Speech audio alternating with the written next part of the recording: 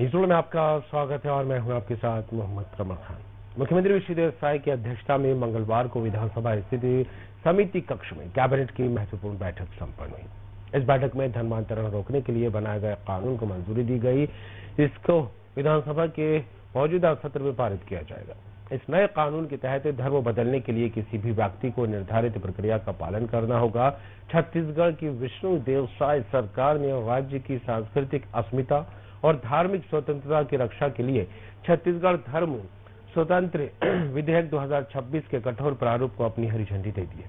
मुख्यमंत्री की अध्यक्षता में हुई कैबिनेट की बैठक में पारित इस मसौदे के तहत अब अवैध धर्मांतरण छत्तीसगढ़ में एक संज्ञेय और गैर जमानती अपराध होगा, जिसकी सुनवाई विशेष अदालतों में की जाएगी। इस कानून का सबसे कड़ा प्रहार सामूहिक धर्मांतरण कराने वालों पर होगा, जिन्हें अब 10 साल से लेकर आजीवन कारावास तक की सजा और न्यूनतम 25 लाख रुपए के अर्थदंड से गुजरना होगा। विधेयक के प्रावधानों के मुताबिक बल, प्रलोभन, दबाव, मिथ्या जानकारी या किसी भी प्रकार के कपटपूर्ण तरीके से किया गया धर्म परिवर्तन पूरी तरह प्रतिबंधित रहेगा। सरकार ने इस कानून के माध्यम से प्रलोभन और डिजिटल माध्यम जैसे शब्दों को स्पष्ट रूप से परिभाषित कर उन रास्तों को बंद कर दिया है जिनका सहारा लेकर भोले भाले लोगों का मत परिवर्तन कराया जाता था।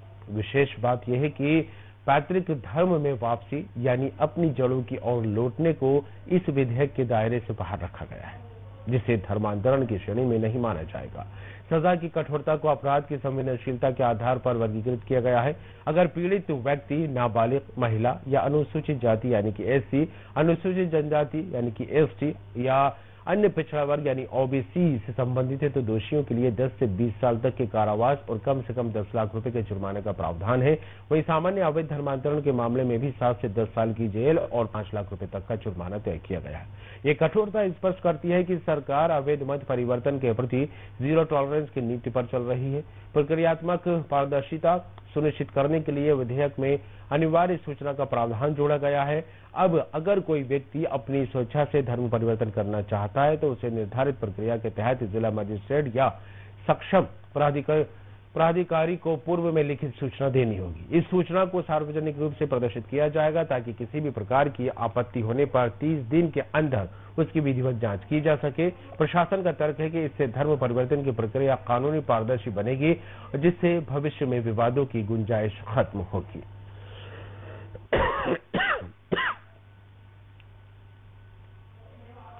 मेहमान हमारे साथ जुड़ गए हैं, चर्चा शुरू करेंगे। भारतीय जनता पार्टी से प्रवक्ता रहेंगे चंद्र प्रकाश जी, आपका स्वागत है न्यूज़ में।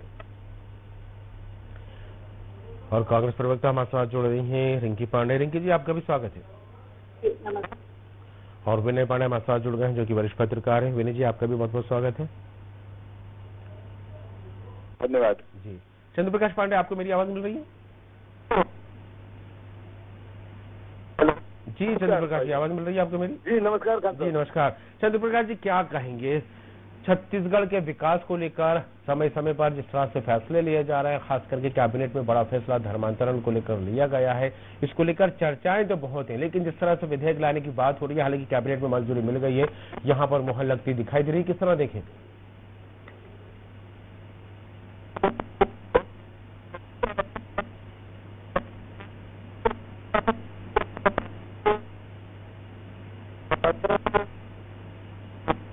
पढ़े थे मतांतरण के माध्यम से क्षेत्रों में मिस्टर रिजू के द्वारा जो बड़े पैमाने पर हमारे आदिवासी भाई बहनों को मतांतरित किया जा रहा था, नीचे बस्तियों में जाकर के ये मतांतरण कर रहे थे, तो ये बहुत पहले से मांग थी और सुदूर अंचलों से सभी समाज के लोगों का भी मांग था, भारतीय जनता पार्टी का भी और अन्य संगठनों का भी मांग था कि भाई मतांतरण पर रोक लगे और इस पर एक कठोर कानून बने। और उसी पर ये मसौदा तैयार हुआ और 2026 का ये विधेयक पारित हुआ है।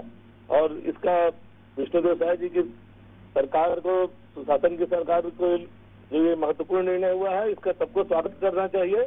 और आने वाले समय में धर्म परिवर्तन पर रोक लगेगा और जो भी आरोपी होंगे उनको कठोर से कठोर सजा होगी। तो इसका छत्तीसगढ़ की आम जनता और छत्तीसगढ़ के सुदूर वनवासी क्षेत्रों के रहने वाले अनुसूचित जाति, ओबीसी के जो गरीब लोगों को प्रलोभन दे करके उनको कूटचक्र से कूटनीतिक होकर के उनको जो ये मतांतरित करके अपने धर्म के प्रति प्रलोभन करते थे और ईसाई एक बड़ा इनका गैंग और इनकी एक बड़ी संस्था संचालित है। स्कूल और स्वास्थ्य के माध्यम से भी ये इस पे छत्तीसगढ़ में रोक लगेगी। जी चलिए, बिल्कुल रिंकी जी, क्या कहेंगे धर्म परिवर्तन? हालांकि देखा जाए छत्तीसगढ़ में कोई नई समस्या नहीं है, इससे पहले भी सरकार कई भी रही हो, लेकिन धर्म परिवर्तन को लेकर बार बार ये मुद्दा उठता रहा है। लेकिन अब जिस तरह से विश्वविद्यालय सरकार ने कैबिनेट में फैसला लिया है, धर्म विधेयक को लेकर इस तरह से 2026 नया विधेयक लाया जा रहा है, इसको विधानसभा के में पारित कराया जाएगा, किस तरह देख रहे हैं? हालांकि जिस तरह से बीजेपी का तर्क ये भी है कि जो अब धर्म परिवर्तन की जो समस्या है उससे यहाँ पर निदान मिलता दिखाई देगा। कानून बनाना आसान है, लेकिन ईमानदारी से लागू करना असली चुनौती है। और सरकार जो है तो हर कैबिनेट में घोषणाएं तो करती है, लेकिन जनता अब घोषणा नहीं बल्कि जमीन पर कार्य देखना चाहती है। घोषणाएं तो बहुत हो चुकी हैं इनकी हर मामले में, लेकिन अभी जो है जनता अब उसको जमीनी तौर पे देखना चाह रही है ना। जैसे बेरोजगार युवाओं को नौकरी, किसानों को सही कीमत, पारदर्शी शासन, ये सबसे बड़ी बात। तो जिस प्रकार से अगर ये सच में धर्मांतरण को रोकना चाहते हैं, ये अच्छा है, ये इसका तो लेकर आ रहे हैं, सरकार बहुत बढ़िया कर रही है। लेकिन सच में अगर धर्मांतरण को रोकना चाहती है तो पहले बताया कि पिछले 1 साल में कितने केस दर्ज हुए और कितनों को में सजा हुई है। क्योंकि क्या है कि देखिए, कई बार इस कानून का गलत इस्तेमाल निर्दोष लोगों को परेशान करने के लिए भी होता है। तो भाई सरकार अगर लेकर आई है तो कुछ ये भी लेकर आई होगी कि सरकार बता सकती है कि धर्मांतरण अगर रोकना है या तो कहीं ये समाज में डर का माहौल तो नहीं बन जाएगा। तो सरकार इस कानून का दुरुपयोग रोकने के लिए भी तो कोई व्यवस्था की होगी कि नहीं की होगी, इस बारे में भी थोड़ा सा बता दें। क्या सरकार इस कानून का दुरुपयोग रोकने के लिए भी कोई व्यवस्था कर रही है? जी चलिए बिल्कुल आगे बढ़ेंगे। विनय पांडे जी हमारे साथ जुड़े। विनय जी, क्या कहेंगे धर्मांतरण को लेकर? जिस तरह से बात कही, राजनीतिक पहलू भी इसका सामने आता रहा, जमकर सियासी भी सेकी गई, वोट बैंक से भी इसको कहीं ना कहीं जोड़कर देखा गया। अब जिस तरह से विधेयक 2026 कैबिनेट मंजूरी यहाँ पर मिल गई है, आगे की प्रक्रिया भी जारी रहेगी। सरकार का दावा है कि इसको कानून बनाकर पेश किया जाएगा, किस तरह देखें? सबसे पहले तो इस तरह की कोई विधेयक लाया जाता है तो उसके लिए एक डेटा एनालिसिस होना चाहिए, डेटा होना चाहिए, सरकार के पास सारे फैक्ट्स होने चाहिए। क्या है डेटा, किस तरह से ये चीजें हुई हैं, इन सब चीजों का एक स्टडी होना चाहिए। स्टडी करने के बाद इस तरह के विधेयक लाए जाते रहे हैं अमूमन। लेकिन जब इस परिप्रेक्ष्य में हम बात करें, जो कैबिनेट में, छत्तीसगढ़ कैबिनेट ने जो प्रस्ताव पास किया है, वहाँ डेटा का पूरी तरह से समुचित अभाव है। कोई डेटा नहीं इनके पास। धर्मांतरण कितने हुए पिछले 2 सालों में, 5 सालों में, 10 सालों में, ये कोई डेटा नहीं है। कितने केस दर्ज हुए, ये कोई डेटा नहीं है। जो धर्मांतरण कराता है वो धर्मांतरण कराने वाला उसको किस तरह से प्रलोभित करता है, प्रलोभन देता है, कितने प्रलोभन के मामले आए, किस तरह के प्रलोभन के मामले आए, ये कोई डेटा नहीं है। कितने लोगों ने धर्मांतरण किया, इसका भी डेटा नहीं है। अगर हम सेंसस की बात करें तो 2001 से 2011 तक का जो डेटा है, उसमें अगर हम ईसाई जनसंख्या की बात करें, ज्यादातर ईसाइयों के ऊपर ही धर्मांतरण के वो लगते हैं, आरोप लगते हैं कि ईसाई मिशनरी धर्मांतरण करवा रही है। लेकिन अगर हम सेंसस के आंकड़े को देखते हैं तो कहीं दिखता नहीं, इनका जन्म दर ही 2% से कम दिखता है। मतलब 1.76% इनका जन्म दर है। ऐसे में अगर भारी संख्या में ये धर्मांतरण या सो कॉल्ड मतांतरण करवा रहे हैं तो इनकी जनसंख्या कहाँ गई? ये भी एक बड़ा सवाल है। बिल्कुल। दूसरा सवाल ये है कि धर्मांतरण को लेकर के पहले से कानून बने हुए हैं। अगर धर्मांतरण को लेकर के पहले से कानून बने हुए हैं तो आप उसका कितना इम्प्लीमेंट करवा पा रहे हैं, कैसे इम्प्लीमेंट वो हो रहा है, क्या उसमें कुछ कमियां थी जिसके लिए जिसको सुधार करके नए कानून लाए जा रहे हैं? ये तमाम चीजें हैं, तमाम स्टडी करेंगे। ये क्या है, सामाजिक और एक धार्मिक अगर समस्या है तो इसको पहले तो बहस के लिए सामने लाना चाहिए, पब्लिक डोमेन में इसकी बहस होनी चाहिए।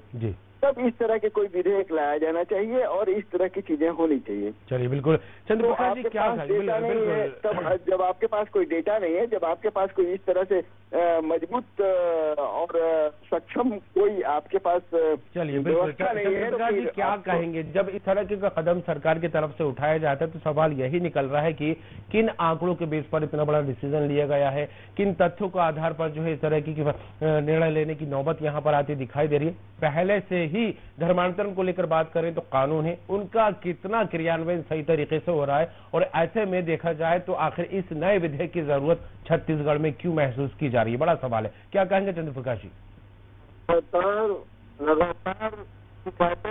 लगातार थानों में पकड़ के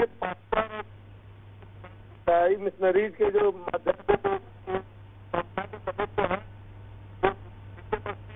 करके आदिवासी जिलों में जा करके ये सब करते थे, उसपे समाज गांव के लोग खड़े होकर के इनको अंदर नहीं आने देने के लिए वो करना, हर जगह से शिकायत मिल रही थी। और जो कानून था वो अपर्याप्त था, क्योंकि ये थाने से आराम से छूट जाते थे और ये फिर वो अपने काम में लग जाते थे मतांतरण के। इनका काम धोखेबाजी, प्रलोभन देना और कुचक्र रच करके ये सामाजिक उसको ताना बाने को पूरी तरह से ध्वस्त करने में लगे हुए थे।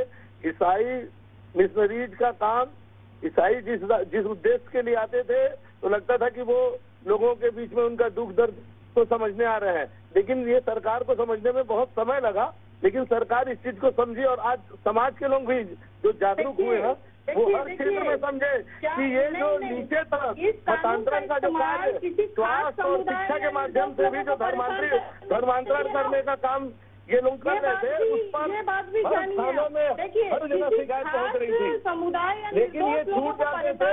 और ये कोई खास समुदाय नहीं है, ये हमारे लोगों को प्रलोभित करते थे और उन्हीं के माध्यम से ये आगे इस कार्य को आगे विस्तारित करते थे और ये विस्तार दे रहे थे। और उसमें चलिए चंद्र प्रकाश जी, रिंकी जी आपकी बात को लेकर एक सवाल कर रही है। रिंकी जी का सवाल है। जी रिंकी जी। हमारा कहना है कि देखिए, किसी समुदाय या निर्दोष लोगों को परेशान करने के लिए इस कानून का उपयोग नहीं होना चाहिए, क्योंकि धर्म अपनी स्वेच्छा से है। इंसान अपनी स्वेच्छा से अगर कोई चीज को अपना रहा है तो इसमें भी प्रॉब्लम नहीं होना चाहिए। धर्म नहीं रिंकी जी, इसके लिए प्रक्रिया निश्चित होनी चाहिए। कानूनी प्रक्रिया अपनाने की बात कही गई है इसके लिए कि अगर कोई स्वेच्छा से धर्म परिवर्तित करता है तो उसका एक प्रोसेस है, मजिस्ट्रेट को एप्लीकेशन देना है, पब्लिकली उसको अनाउंस किया जाएगा। जी, 1 महीने का वक्त है, जांच प्रक्रिया पूरी होगी। अपनी धर्म चुनने की स्वतंत्रता तो देता है ना, तो सरकार कैसे तय करेगी कि कौन सा धर्मांतरण स्वेच्छा से है और कौन सा जबरन है? क्योंकि वो तो अपना विधेयक पास कर रही है कि ये धर्मांतरण नहीं करना है, तो वो भी बताएगी, कुछ बताए।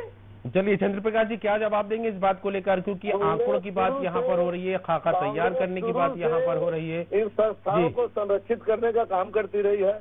उनको इस बात का ये बहुत ही गंभीर और समाज के बीच में सोचने का विषय है कि आप सेवा कार्य के माध्यम से आते हैं, आप अस्पताल, शिक्षा और स्वास्थ्य के लिए आप आते हैं, लेकिन आप उसके माध्यम से आप घरों में जा करके आप परिवार देख रहे हैं कि उसकी आर्थिक स्थिति सही नहीं है, आप उसको प्रलोभन के माध्यम से, आप उसको अन्य कई चीजों का धोखे से उसको साथ वार्तालाप करके उसको आप ऐसे चीजें दिखा रहे हैं जिसको जो कभी हो नहीं सकती है, उन सभी चीजों को करके और आप उनको चाहता है तो क्या उसे भी सरकारी अनुमति लेनी पड़ेगी? बिल्कुल, ये प्रोसेस बनाया गया है, कैबिनेट में ये बिंदु सामने आया है रिंकी जी। नहीं, और अगर लेनी पड़ती है तो ये तो सीधे व्यक्तिगत स्वतंत्रता में हस्तक्षेप नहीं है क्या? कोई व्यक्तिगत स्वतंत्रता में हस्तक्षेप नहीं है। क्यों नहीं है? सबको स्वतंत्र, भारत संविधान सबको समान उसका अधिकार देता है, लेकिन बाहर से संस्थाएं आकर के लोगों को। रिंकी जी, चंद्र प्रकाश जी, रिंकी जी की बात को लेकर मैं ये कहना चाहूंगा, कैबिनेट में जो फैसला लिया गया है उसमें जो बिंदु रखा गया था रिंकी जी, वो ये है कि अगर कोई व्यक्ति अपनी स्वेच्छा से जो है धर्म परिवर्तन करना चाहता है तो उसे निर्धारित प्रक्रिया के तहत जिला मजिस्ट्रेट या सक्षम पदाधिकारी को पूर्व में लिखित सूचना देनी होगी। इस सूचना को सार्वजनिक रूप से प्रदर्शित किया जाएगा ताकि किसी भी प्रकार की आपत्ति होने पर 30 दिन के अंदर उसकी विधिवत जांच की जा सके। तो ये एक प्रोसेस है, अगर इस प्रोसेस के तहत कोई धर्म परिवर्तन करता है तो भविष्य उसका कहीं ना कहीं साफ होगा। रिंकी जी। जी देखिए, हमारा यही कहना है कि हमको ये जो है अनुमति लेने वाली जो बात है, तो व्यक्तिगत स्वतंत्रता में हस्तक्षेप ये लग रहा है कि जैसे है कहीं ना कहीं, क्योंकि धर्म से रिलेटेड अगर ये चीजें हैं तो ये अपनी खुद की स्वेच्छा है। जबरन धर्मांतरण तो नहीं, इस चीज पे पाबंदी नहीं है ना रिंकी जी, कैबिनेट के फैसलों को आप पढ़िए, इस चीज को लेकर पाबंदी नहीं है कि अगर कोई स्वेच्छा से धर्म परिवर्तन करना चाहता है तो उसके लिए प्रावधान रखा गया, उसकी एक प्रक्रिया का बनाई गई, एक प्रोसेस बनाया गया है। तो इसमें गलत क्या है रिंकी जी, इसमें गलत क्या है? देखिए, जबरन धर्मांतरण तो गलत है, पर उस पर देखिए सख्त कार्रवाई, लेकिन ऐसा भी नहीं होना चाहिए कि जिससे उस लोगों को परेशान किया जाए या संविधान में धार्मिक स्वतंत्रता प्रभावित हो। तो इसीलिए तो कानून लाने की बात हो रही है कि धर्म परिवर्तन से जुड़े मामले में किसी तरह की लोगों को परेशानी ना हो। चलिए जी, लोगों को परेशान। चलिए विनय जी क्या कहेंगे? चलिए रिंकी जी रोकूंगा। विनय जी क्या कहेंगे जिस तरह से कैबिनेट में बड़ा फैसला है, एक प्रक्रिया अपनाने की बात भी यहाँ पर हो रही है, और जिस तरह से बात की जाए कि अन्य धर्म के लोग आदिवासियों को बहला फुसला कर जो है धर्म परिवर्तित कराते हैं, कहीं ना कहीं उस पर अंकुश लगने की बात भी यहाँ पर हो रही है। लेकिन कहा जा रहा है कि जो प्रक्रिया बनाई जा रही है, अगर उसको अपनाया जाएगा तो धर्म परिवर्तन का जो प्रोसेस है उसमें पारदर्शिता सामने आएगी। तो विनय जी, इसको किस पैमाने पर रखा जाए इन बातों को? पहले तो धर्म परिवर्तन को डिफाइन किया जाना चाहिए। धर्म परिवर्तन कैसे, क्या, इस तरह से धर्म परिवर्तन अगर कोई करता है, हिंदू जैसे कई सारे दरगाह में जाते हैं, या कई मुस्लिम भी होते हैं जो दुर्गा पूजा वगैरह में को सेलिब्रेट करते हैं, तो क्या वो धर्मांतरण में आएगा? सबसे ये डेफिनेशन सामाजिक सौहार्द की बात होती है जी, तो सामाजिक सौहार्द की बात है कि अगर हिंदू मुस्लिम एक दूसरे के त्योहार में मिल रहे हैं, ठीक है, वही नहीं, लेकिन कई जगह देखा गया ना कि दरगाहों को लेकर के भी कई जगह रोकथाम की गई, कई जगह हिंदू मेले में मुस्लिमों को नहीं आने दिया गया। ये तो चीजें तो हुई है ना। कहीं कोई पूजा प्रार्थना कर रहा है तो उसको लेकर के भी बवाल हुए हैं कई जगह। तो ये सब चीजें तो हुई है। तो ये डिफाइन करना जरूरी है बिल्कुल कि ये धर्मांतरण आप किसको मानेंगे, किस तरह से। मतांतरण कहते हैं, कभी धर्मांतरण कहते हैं, तो क्या धर्मांतरण या मतांतरण, दोनों के डेफिनेशन अलग अलग है। बिल्कुल, बहुत अच्छी बात। दोनों के शब्दार्थ भी अलग अलग है, और दोनों के जो व्याख्या होगी वो भी दोनों की अलग अलग होगी। बिल्कुल। जहाँ तक अभी आदिवासी क्षेत्रों में धर्मांतरण की बात है, तो आप आदिवासी को क्या बोलते हैं? आदिवासी तो धर्म नहीं है। संवैधानिक स्तर पे अगर हम बात करें तो आदिवासियों का धर्म आदिवासी धर्म है। वो अलग, न तो वो हिंदू है न तो वो क्रिश्चियन है जी। वो अपने आप को किसका समीप पाते हैं? वो उसको अगर उसको क्रूस लटका देना, उसके गले में क्रूस लटका देना अगर धर्मांतरण है, तो बिल्कुल उसको टीका लगा देना भी धर्मांतरण नहीं माना जाए जी। दोनों चीजें। वो न तो हिंदू है न तो आदिवासी है। वो प्रकृति पूजक है, वो अलग तरीके से अपना धर्म को वो करता है। वो आप ये कह सकते हैं कि वो हिंदुत्व के बहुत करीब है, लेकिन ये नहीं कह सकते कि वो हिंदू ही है। हिंदुत्व के करीब बहुत सारे धर्म है। जो राष्ट्रीय धर्म भी हिंदुत्व के बहुत ज्यादा करीब है। इसका मतलब वो जो राष्ट्रीय लोग हिंदू नहीं होते। लिंगायत धर्म के लोग जो होते हैं वो भी हिंदुत्व के बहुत ज्यादा करीब होते हैं, लेकिन वो अपने आप को हिंदू नहीं कहते। तो ये चीजें डिफाइन कीजिए, और डेफिनेशन के साथ फिर ये भी होगा कि घर वापसी जो अभियान भाजपा नेता चलाते हैं वो भी धर्मांतरण की प्रक्रिया में आएगा जी। तो आप डिफाइन कैसे करते हैं ये आपके ऊपर निर्भर करता है। आप उसको राजनीतिक दृष्टि से अगर देखते हैं तो अपने हिसाब से डिफाइन करेंगे। अगर आप इसको सामाजिक और एक धार्मिक समस्या के रूप में देखते हैं तो उसको अलग तरीके से डिफाइन कीजिए। उसको विमर्श के लिए लोगों के पास छोड़िए, पब्लिक डोमेन में इन सब बातों को लाइए। इसके बाद इस तरह का कोई विधेयक लगे तो सबको स्वीकार्य होगा, न तो कोई इसका विरोध करेगा, नहीं पर स्वीकार्य होनी चाहिए ना। डेमोक्रेसी का तो मतलब यही है कि अगर आप कोई नियम बनाते हैं, अगर कोई कानून लाते हैं, तो लोगों के बीच में ला करके बहस छेड़ना, उस पे जो उसकी कमियों के बारे में बताना, अगर कहीं कमियां आपको दिखती हैं तो कमियों को ठीक करना, वगैरह वगैरह वगैरह चीजें तो होती ही हैं। तो ये सब चीजें लाए बगैर बिल्कुल। चंद्र प्रकाश जी क्या कहेंगे? सवाल एक बड़ा यहाँ पर निकलकर सामने आया, क्योंकि सरकार ने इस कानून के माध्यम से प्रलोभन और डिजिटल माध्यम जैसे शब्दों को स्पष्ट रूप से परिभाषित कर उन रास्तों को बंद कर दिया जिनका सहारा लेकर भोले भाले लोगों का मत परिवर्तन कराया जाता। तो ऐसे में सवाल यही उठ रहा है कि कैबिनेट में जो फैसला लिया जा रहा है धर्म परिवर्तन विधेयक 2026 के रूप में जो है लाया जाएगा, लेकिन मत परिवर्तन की भी बात हो रही है। तो दोनों में कहीं ना कहीं मतभेद बना हुआ कि मत परिवर्तन और धर्म परिवर्तन, ये क्लियर नहीं हो पा रहा। क्या कहेंगे चंद्र प्रकाश जी? दो विषय हैं। पहले मैं विनय भाई की बात पे डिसएग्री करता हूँ। विनय भैया बहुत श्रेष्ठ पत्रकार है, हमारे क्षेत्र के बहुत बड़े हुए हैं, मैं उनका बहुत सम्मान करता हूँ। लेकिन अगर वो बोलेंगे कि आदिवासी धर्म आता है तो ये सनातन एकदम वो है। भारतीय जनता पार्टी संविधान में लिखा हुआ है, पूरा संविधान में लिखा हुआ है।